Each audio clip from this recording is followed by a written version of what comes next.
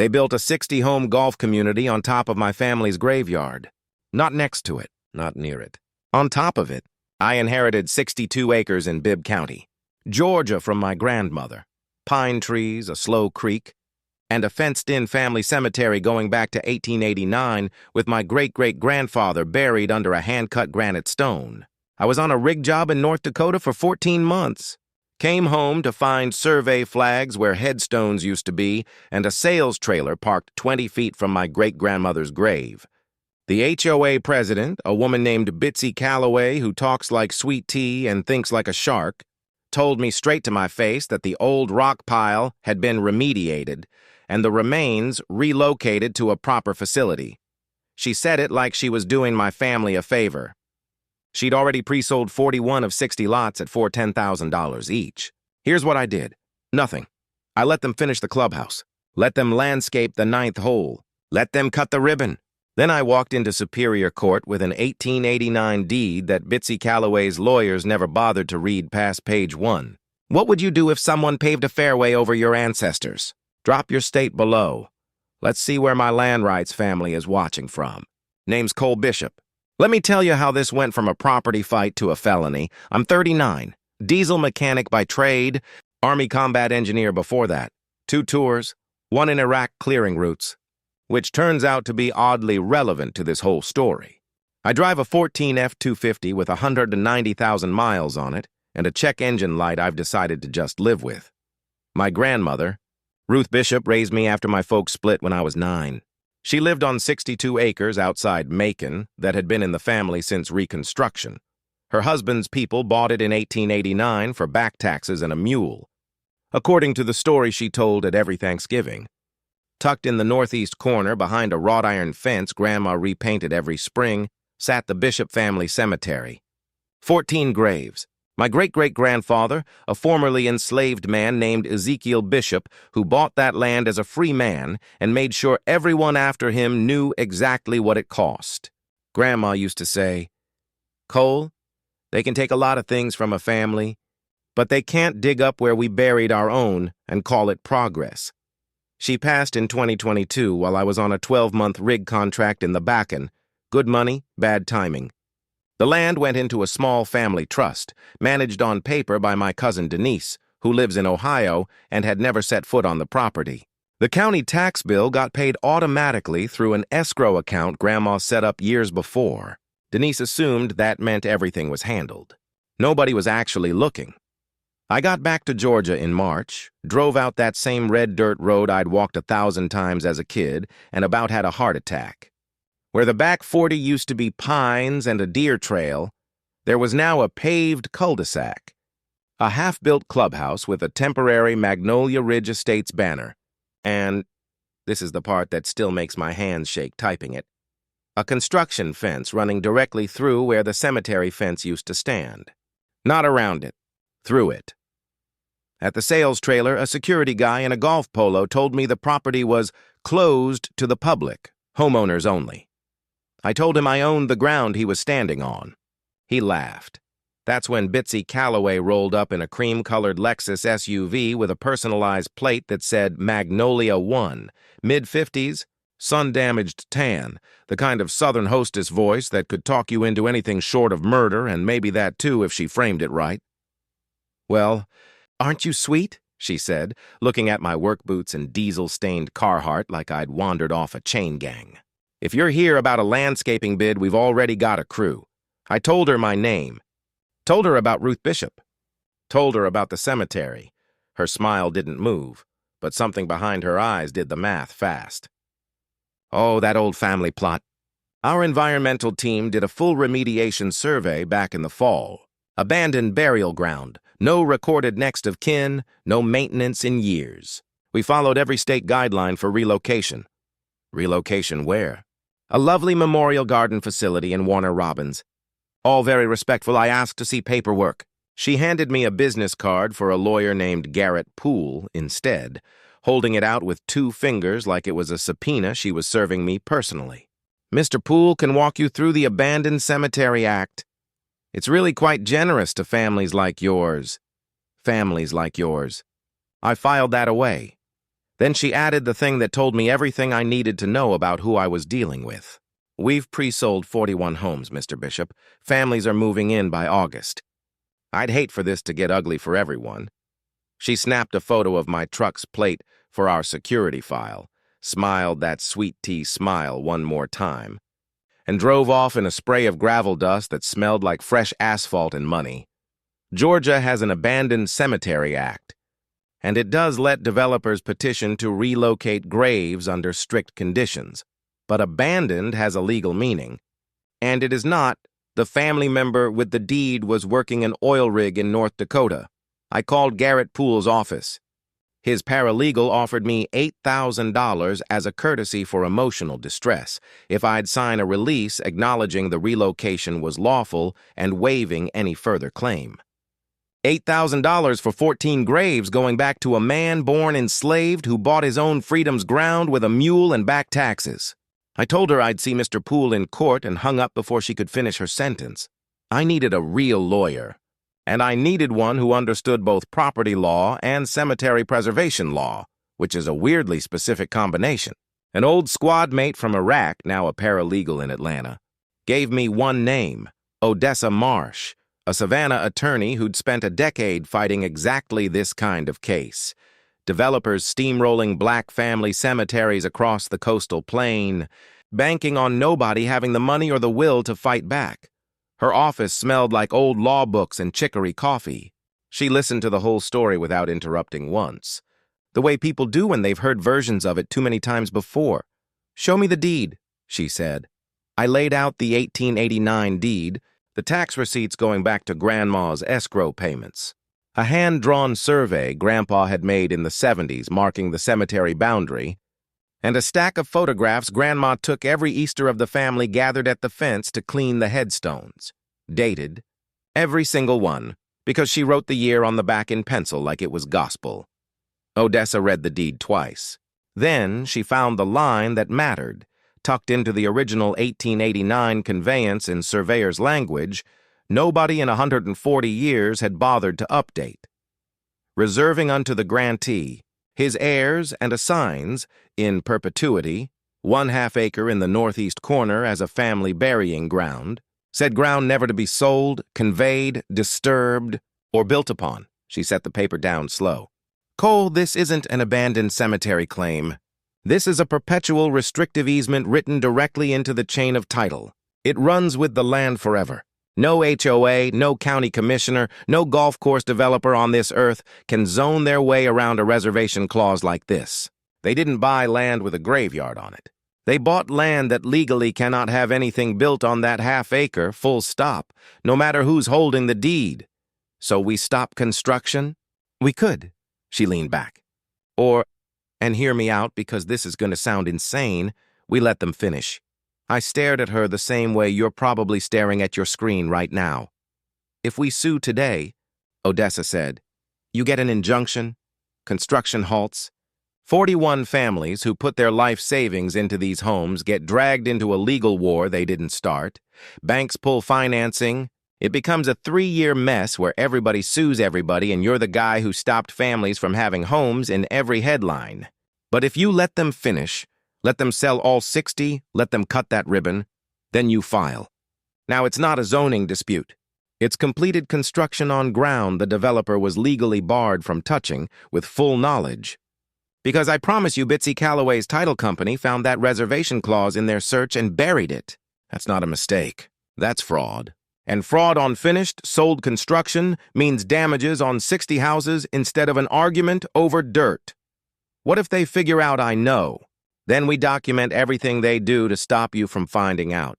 Because people who are hiding something always tip their hand trying to protect it. She was right about that before the day was even over. Word got back to Bitsy fast that I hadn't signed Garrett Poole's release. Within a week, Bibb County Code Enforcement called about unpermitted structures on my remaining 15 acres. My grandmother's house, standing since 1961, somehow now a hazard.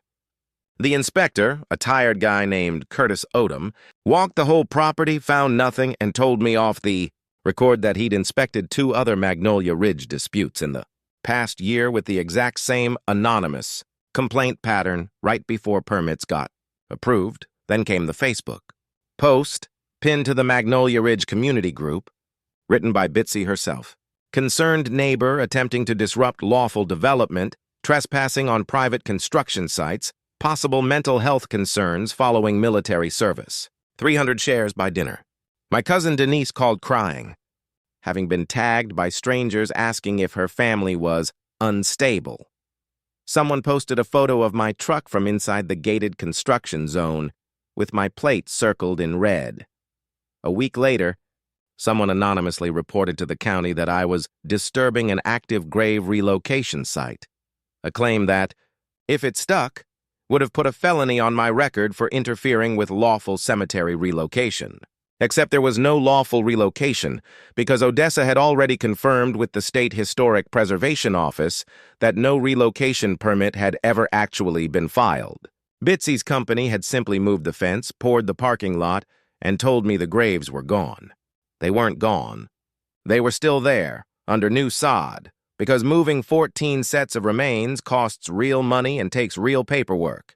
And it's a lot cheaper to just lie to the one family member who happened to be 1,200 miles away. That's the part that still gets me. They didn't relocate my ancestors. They paved over them and hoped nobody would ever check. Then it got personal.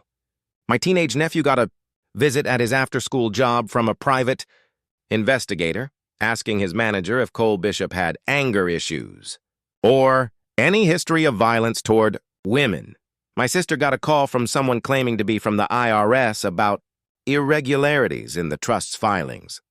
Irregularities that, when I forwarded the letter to Odessa, turned out to be a fabricated anonymous tip, not an actual audit. My truck's tires were slashed in my own driveway on a Tuesday night. The sheriff's deputy who responded happened to golf at Magnolia Ridge's still unfinished course on weekends and told me, not unkindly, that this was probably a civil matter better handled by lawyers than patrol cars. I kept a log of every single incident, dates, times, names, screenshots. Odessa's rule was ironclad. Don't post, don't confront, don't explain yourself online. Every move they make against you while we're building this case is a gift. Let them keep giving. While Bitsy was busy running her smear campaign, Odessa's investigator was busy pulling county records. What we found wasn't just a lie about a cemetery. It was a pattern. Magnolia Ridge Development LLC was financed through a holding company partly owned by Bitsy's husband, Dale Calloway, a sitting county commissioner who had voted without recusing himself on the zoning variance that fast-tracked the project. Title work had been handled by a company that, records showed, had settled 2 prior disputes involving unrecorded burial grounds in neighboring counties, quietly, with sealed settlements, so no public record of the pattern existed until Odessa's team cross-referenced court dockets by hand, the title company's internal search notes. Turned over during discovery once Odessa filed, included a flagged note dated 11 months before. Groundbreaking, 1889 reservation clause identified. In chain of title, recommend legal review. Before proceeding, high risk. Someone at Magnolia Ridge had stamped that note reviewed, cleared for construction, 3 days later with no legal review attached at all. That single stamped note was the whole case in 1 page. They knew, they built anyway. They bet that a guy on an oil rig in North Dakota would never come home and check. Georgia treats disturbance of a marked, known burial ground without a court-approved relocation order as a felony. Desecration of a grave and interference with a place of burial on top of the civil fraud. Odessa's exact words. They didn't just build on land they weren't allowed to touch. They built on top of buried human beings without a court order, without next of kin consent, and without ever actually moving them.